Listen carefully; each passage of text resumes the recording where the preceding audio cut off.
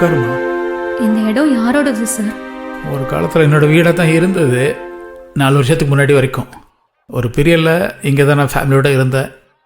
இந்த இடத்துக்கு வந்ததுக்கப்புறம் தான் எனக்கு கையிலுக்கு கல்யாணம் ஆகி இங்கே தான் குடும்பம் நடத்திக்கிட்டு இருந்தோம். அப்புறம் நாங்கள் வேறு ஒரு இடத்துக்கு போய் அங்கே செட்டில் ஆகிட்டோம்.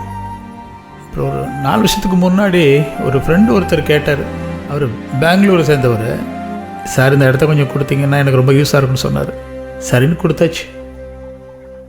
இப்போ யாருக்கும் இது ஏன் இடம்னு தெரியாது. நான் மொத்த இடத்துக்கு போகிறேன்னு வச்சுக்கேன், அவங்க நிச்சயமாக ட்ரேஸ் பண்ணி வர சான்ஸ் இருக்குது. இப்போ இந்த இடம் பெரும்பாலும் யாருக்கும் தெரியாது. நான் அவட்ட கொஞ்சம் நேற்று முன்னாடி சொன்னேன்ல, அது மேல் ரோட்லேருந்து பார்த்தா இந்த வீடு கொஞ்சம் மரங்களுக்கிடையே தெரியும்.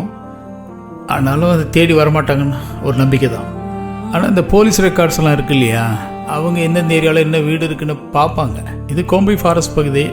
இங்கே இந்த வீட்டுக்கு யார் ஓனர் என்னங்கிற விவரமெல்லாம் அவங்கள்ட்ட இருக்கும். அவங்க ரெக்கார்ட்ஸ் படி பார்த்தா ஏன் பேர் இதில் இருக்காது. அதனால தான் அது நமக்கு சேஃப்னு நான் நம்புகிறேன். நம்ம கீ கொடுத்த பெரியவர் தானே இங்கே வந்து பார்த்துக்கிறாரு. அவர் வாரத்துக்கு ஒரு முறை தான் வந்துட்டு போவார்.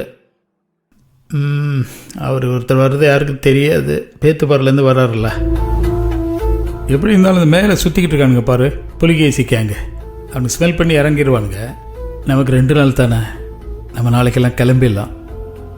அது வரைக்கும் இது சேஃப் தான். இப்படி நடந்து நினச்சி டென்ஷன் ஆகாத, நீ கொஞ்சம் ஃப்ரீயாக இரு.